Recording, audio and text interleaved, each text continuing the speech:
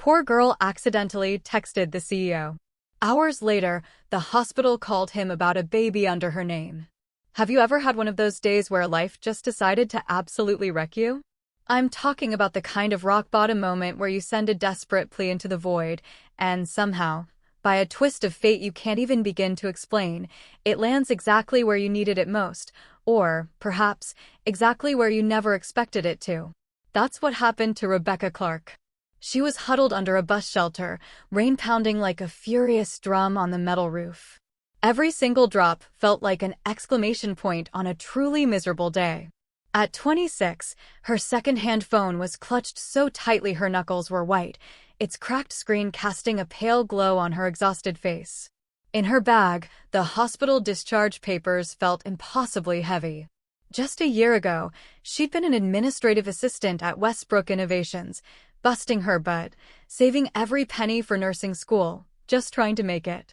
Now, she was unemployed, utterly alone, and facing the biggest challenge of her life. The doctor's words still echoed in her ears, a chilling mantra: bed rest for the remainder of your pregnancy. Any additional stress could endanger both you and your baby. With fingers that trembled, she typed out a message to her friend, Tina. Just left the hospital. Doc says I need complete bed rest or risk losing the baby. Can't work anymore. No insurance since I left Westbrook. Don't know how I'll make rent next week. Could I possibly stay with you until I figure something out? She hit send and watched the loading icon spin. When it changed to delivered, she let out a shaky breath, tucking the phone away. The last bus of the evening pulled up, its headlights cutting through the downpour. She climbed aboard, paying with her dwindling cash, oblivious. She didn't know it then, but her message had gone to the wrong number. Just one digit off from Tina's. Across town, in the gleaming penthouse office of Westbrook Tower, Nathan Westbrook was in the middle of reviewing quarterly reports. His personal phone buzzed. Nathan, the 38-year-old CEO, almost never got texts on this number. It was strictly for close friends and family. He glanced at the screen, a frown creasing his brow at the unfamiliar number and the unexpected personal message. Nathan had built Westbrook Innovations from a tiny tech startup into a medical equipment giant, employing over 500 people. He was known for his brilliant mind, his reserved demeanor. Few saw beyond that polished professional facade to the man who quietly donated massive sums to children's hospitals and education programs for underprivileged kids. He read the message twice, realizing immediately it wasn't for him. His thumb hovered over the screen, ready to just ignore it, but something in the desperate tone, it just made him pause. The mention of Westbrook snagged his attention. This person had worked for his company. His usual protocol was to just delegate these things to HR, but this felt different. After a moment, he typed, "I believe you've texted the wrong number, but I noticed you mentioned Westbrook. I'm Nathan Westbrook. If you're a former employee facing medical difficulties, I might be able to help." Back on the bus, Rebecca's phone chimed. Expecting Tina's reply, she instead stared at a response that made her heart drop into her stomach. Nathan Westbrook, the CEO himself.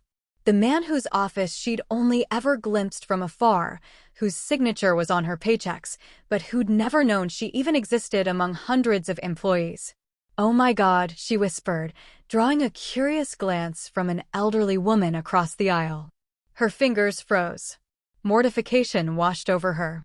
Of all the wrong numbers in the world, she'd accidentally texted her former boss, a man worth millions who surely had better things to do than read about her desperate problems. After several attempts to draft a response, she finally managed, "Mr. Westbrook, I'm so sorry for the misdial. This is Rebecca Clark. I worked in administrative support last year. Please ignore my message. It was meant for a friend." Nathan vaguely recognized the name. He prided himself on knowing as many employees as possible, but the company had simply grown too large for him to know everyone personally. He considered letting it drop.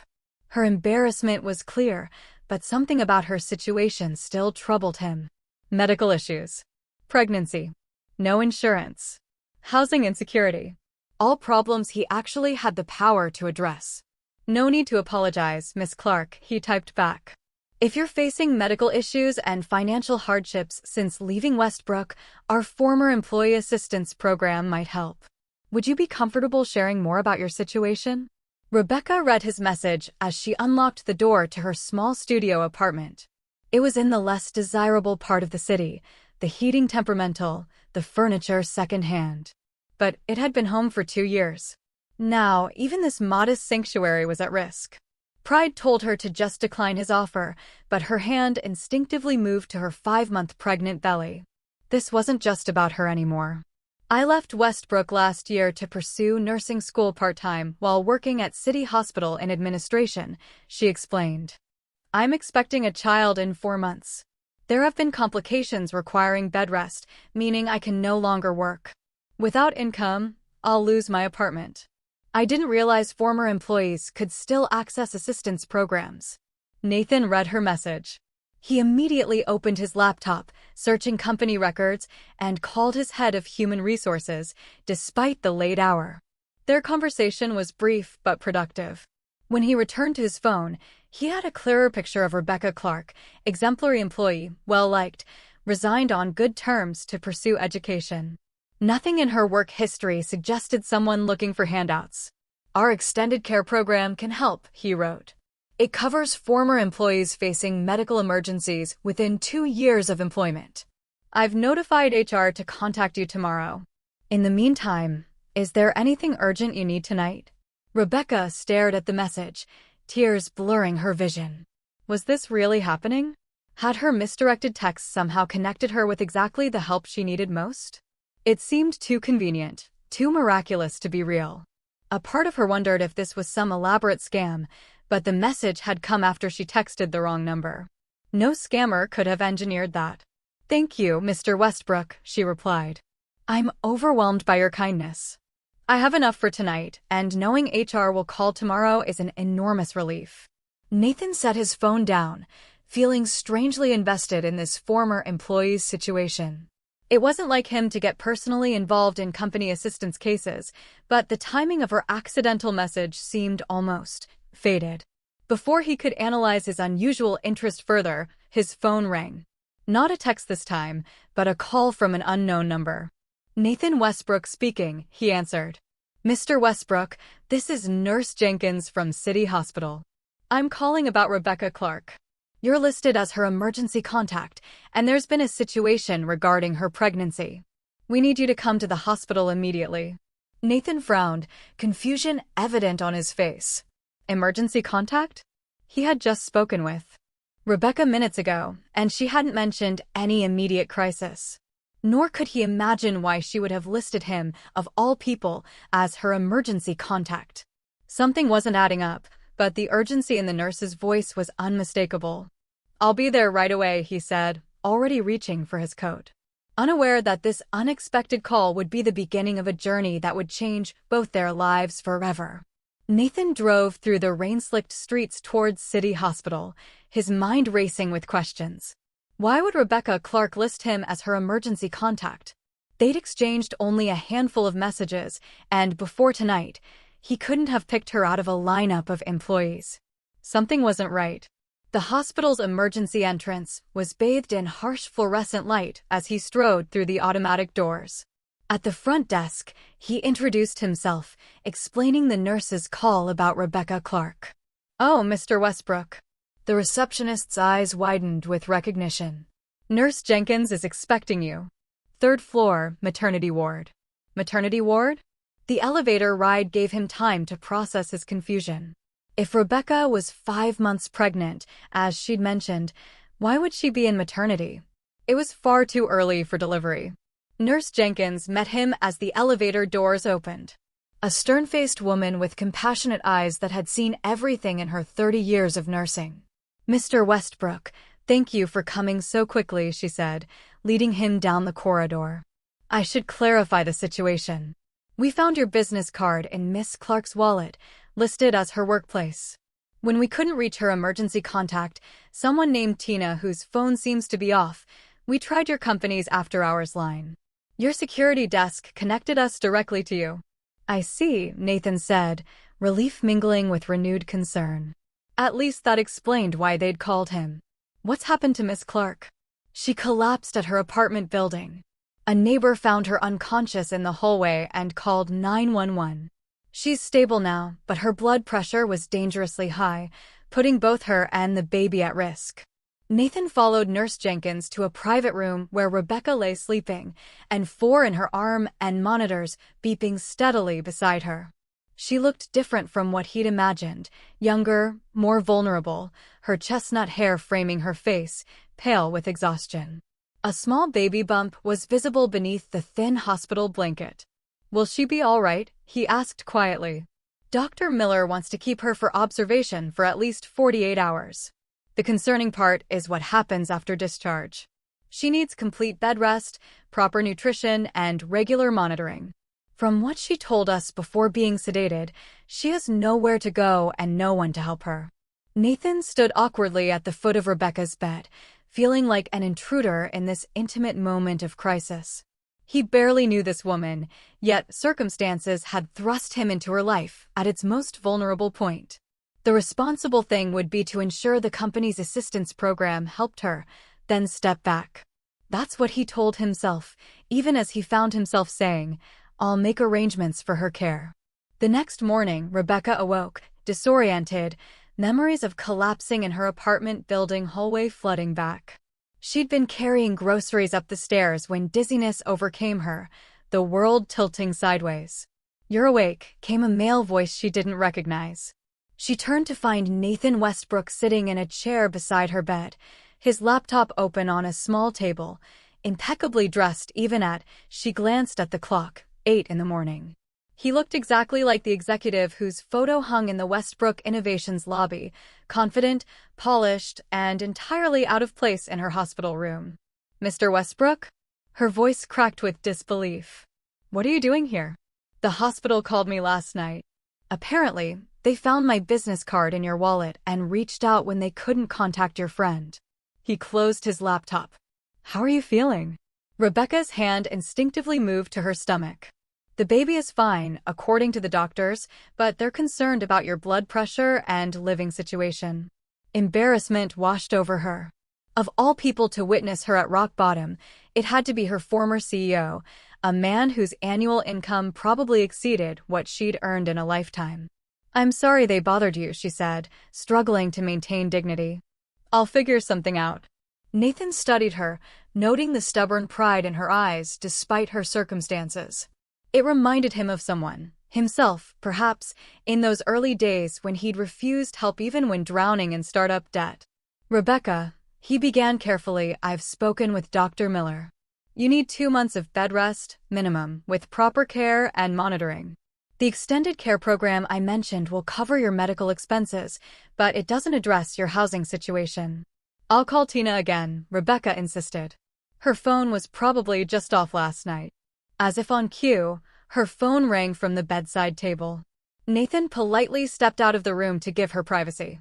In the hallway, he checked his messages, 22 emails from work, 3 texts from his sister, Megan, asking why he'd missed their breakfast meeting. The company wouldn't run itself. Yet here he was, inexplicably invested in an ex-employee's crisis. When he re-entered the room 10 minutes later, Rebecca was staring out the window, silent tears tracking down her cheeks. "Tina can't help," she said, without looking at him. "Her mother's moving in with her because of health issues. There's no space." She finally turned to him, vulnerability and determination warring in her expression. "But I'll figure this out. I always do." "I have a proposal," Nathan said, surprising himself. Westbrook Innovations owns several properties for visiting executives and clients.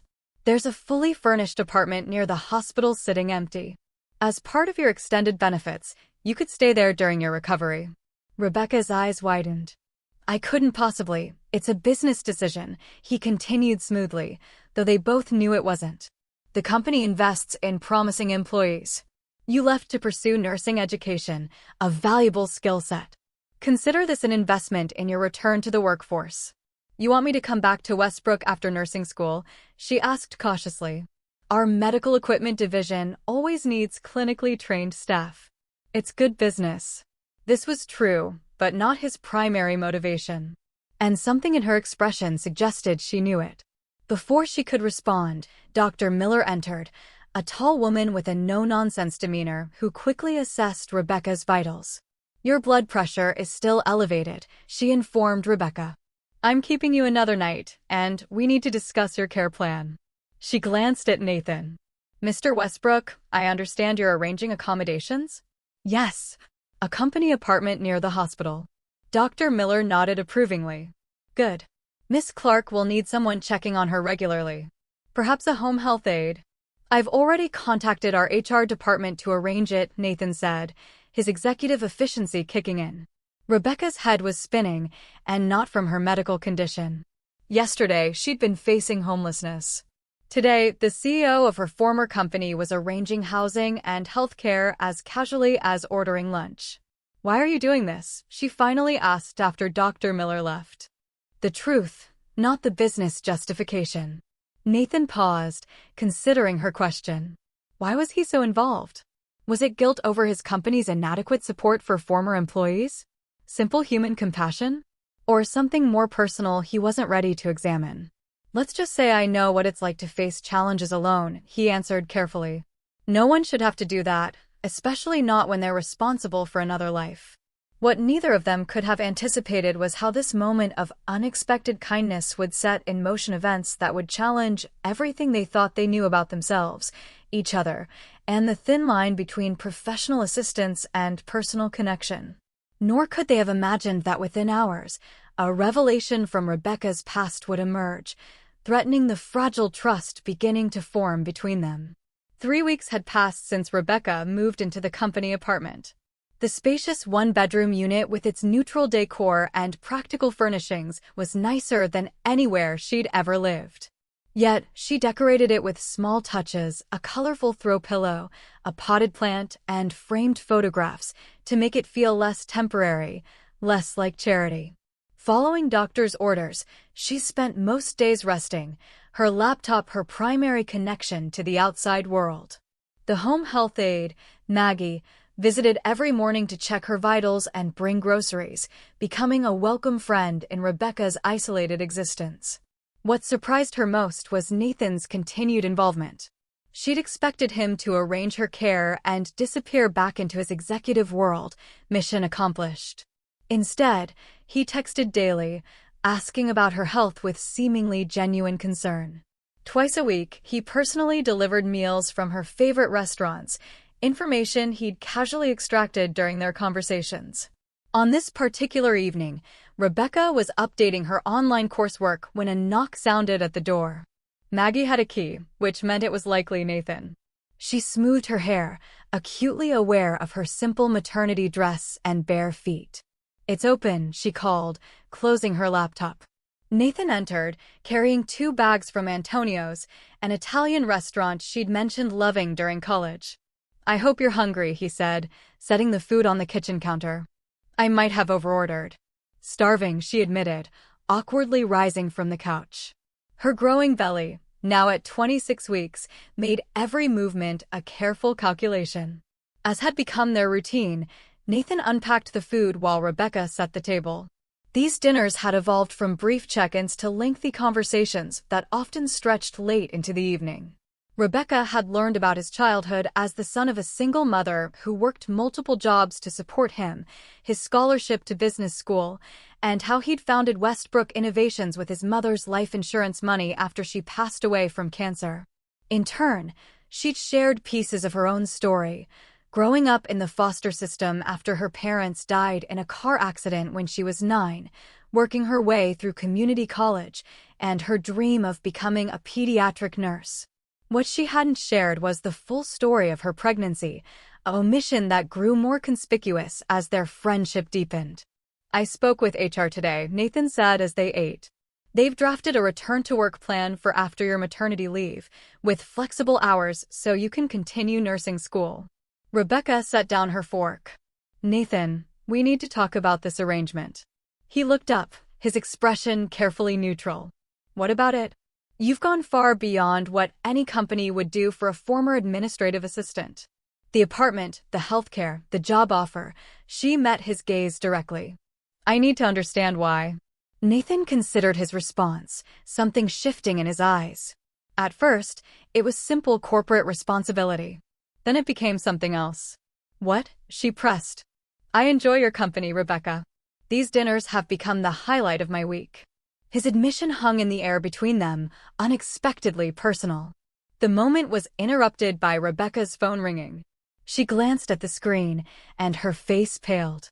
I need to take this, she said, rising awkwardly. She moved to the bedroom, closing the door, but Nathan could still hear her agitated whispers. I told you not to contact me. No, you can't just appear now. That wasn't the agreement. When she returned 10 minutes later, her complexion was ashen, hands trembling. Is everything all right? Nathan asked. Just someone from my past, she said dismissively, though her voice quivered. Nothing important. Nathan didn't press, but the atmosphere had changed. The easy companionship of moments before was replaced with palpable tension. I should go, he said, standing to clear the dishes. You look tired. Nathan. Rebecca caught his arm, her touch stopping him instantly. Thank you for dinner. And for everything else.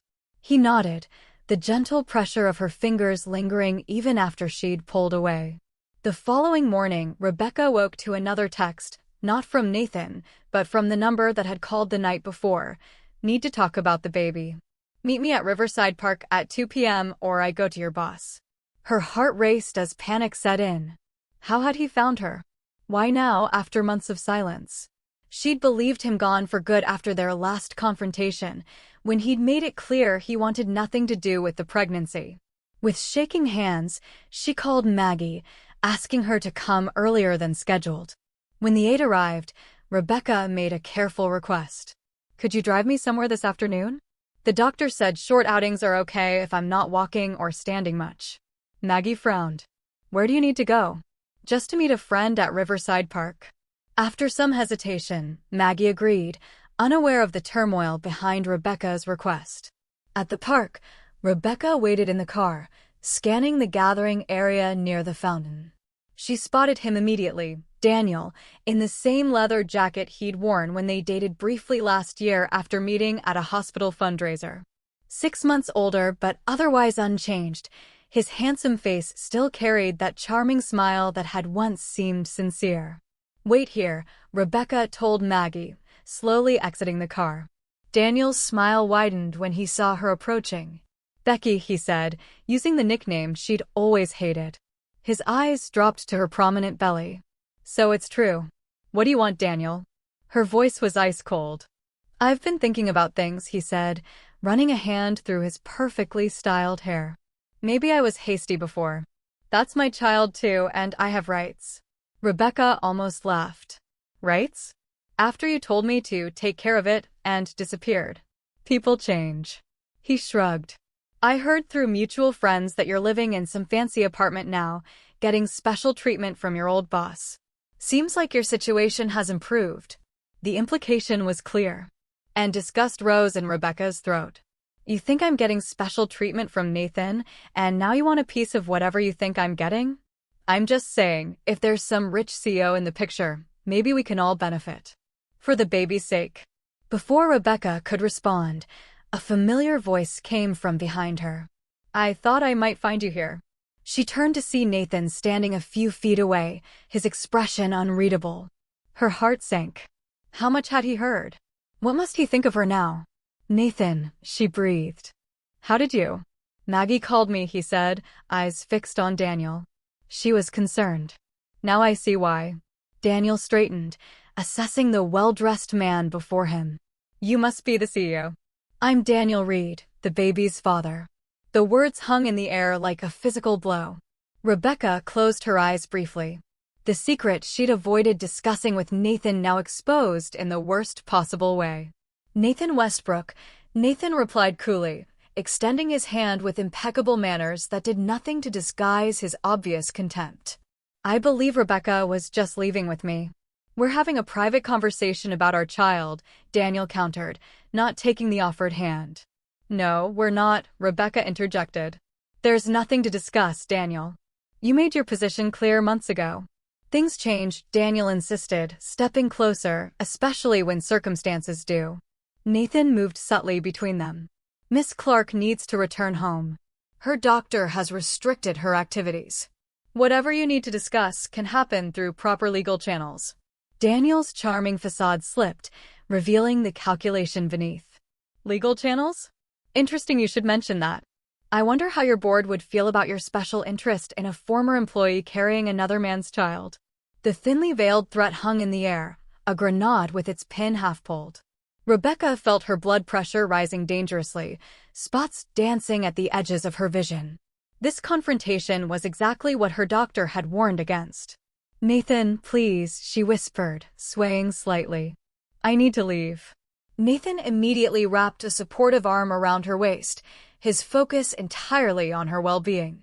"The car is just over there," he said gently. As they turned to leave, Daniel called after them. "This isn't over.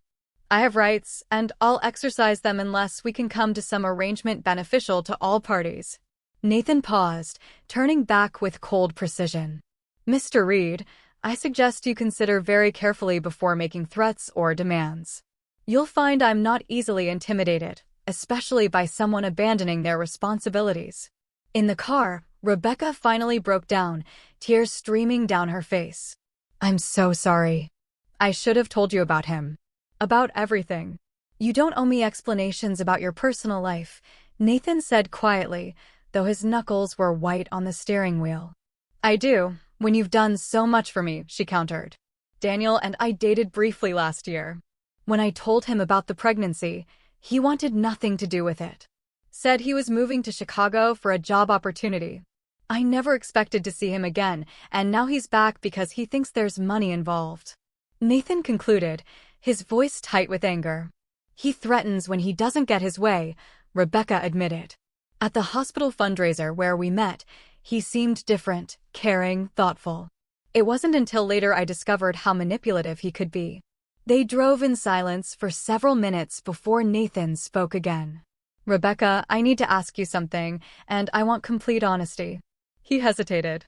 "Is there any reason at all, that I should be concerned about your safety or the babies with him in the picture?" The question struck Rebecca like a physical blow. Memories of Daniel's escalating anger during their brief relationship rushed back. She'd never told anyone about the time he'd thrown a glass against the wall during an argument, or how his grip had left bruises on her arm when she tried to leave. "Yes," she whispered, the admission breaking something open inside her. "There is." Nathan's expression hardened into resolve. "Then we have planning to do. And this time, you're not facing it alone." Neither of them realized that Daniel's reappearance was just the beginning of a chain of events that would test them both in ways they couldn't imagine. Or that the hospital would soon be calling Nathan about Rebecca and her baby under circumstances far more dire than either of them anticipated. The next 2 weeks passed in a blur of legal consultations and security precautions. Nathan had arranged for Rebecca to meet with the company's attorney, Victoria Chang, who specialized in family law. Together, they documented Daniel's abandonment, his threatening behavior, and prepared restraining order paperwork as a precaution. "We won't file unless necessary," Victoria explained. "Sometimes just having the documentation ready is enough leverage."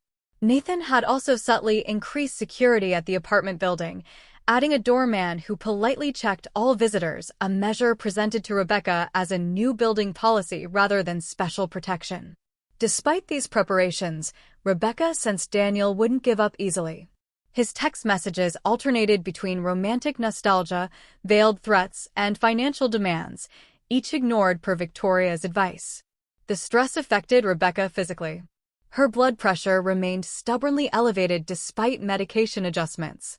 On a rainy Thursday evening, Nathan arrived at the apartment for their now ritual dinner, finding Rebecca attempting to hang nursery curtains despite doctor's orders.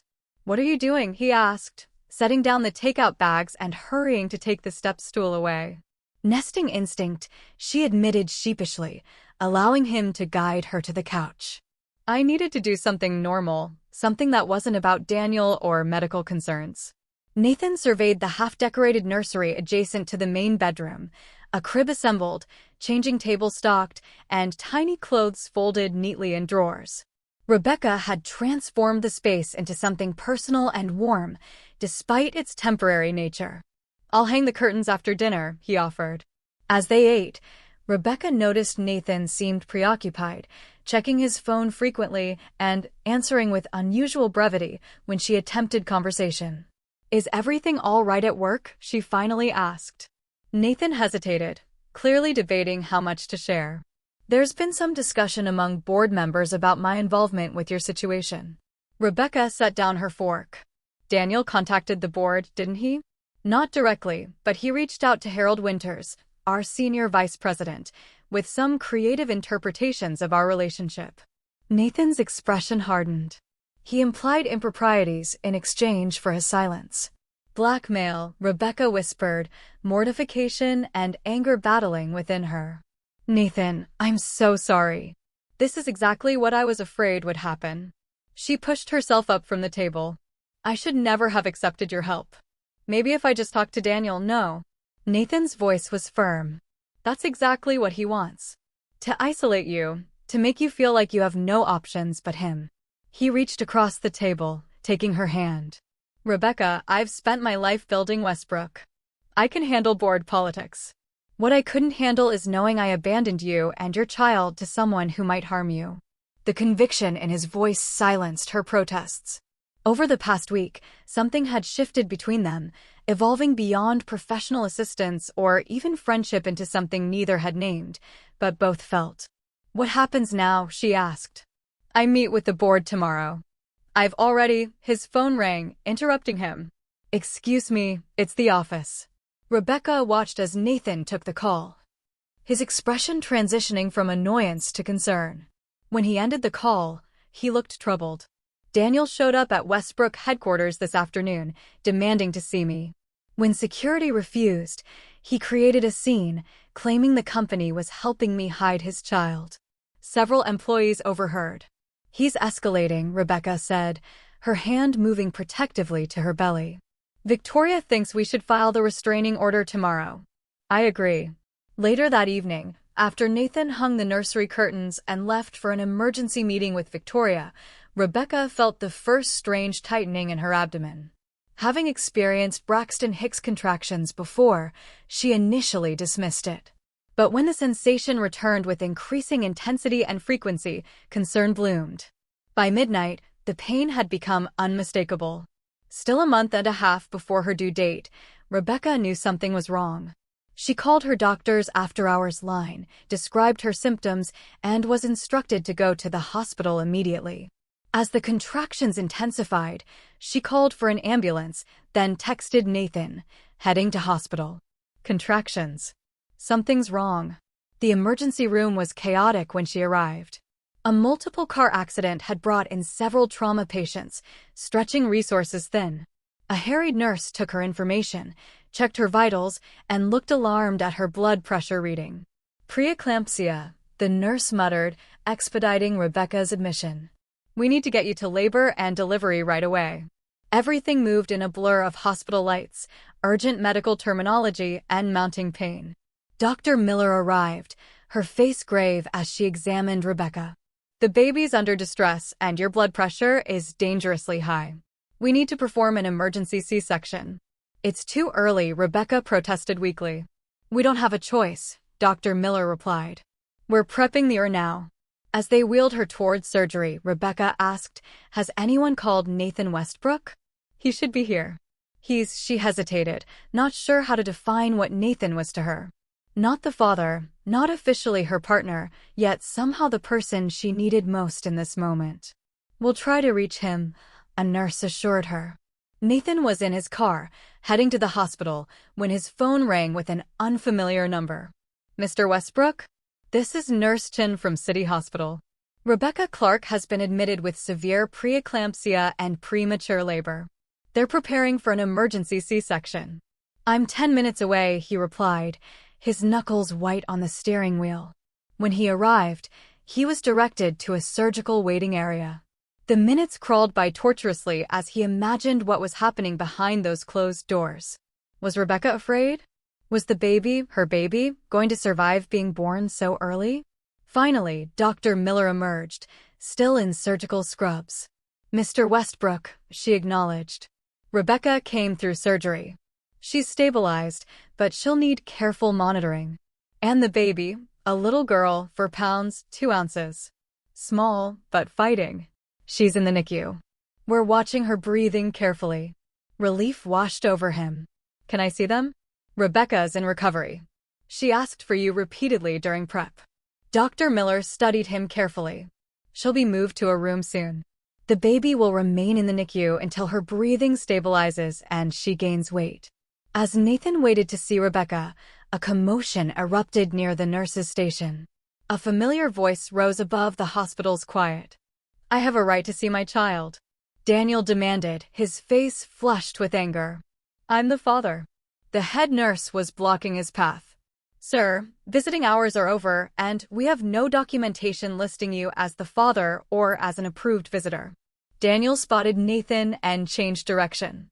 "You," he accused. "You think your money and influence can keep me from my child? I'll sue you and this entire hospital." Security officers approached as Daniel's voice rose. Nathan remained calm, standing his ground. "Mr. Reed, this isn't the place.